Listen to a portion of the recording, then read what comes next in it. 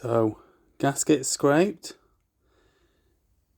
all nice and cleaned up, and ready for the rebuild. All nice new bearings and seals and everything. Some of them have been difficult to get hold of. One of them, which is this crank bearing here, which actually, if you can hear that, was not in a good way. You can't get them anymore.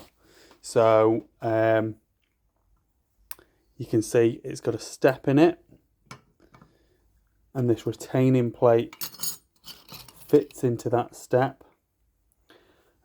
Basically, the bearing that you can get doesn't have the step, so it's going to sit slightly proud of the crankcase. So I'm going to stick this in the lathe, and I'm going to basically open up the centre, so that the new bearing fits through it.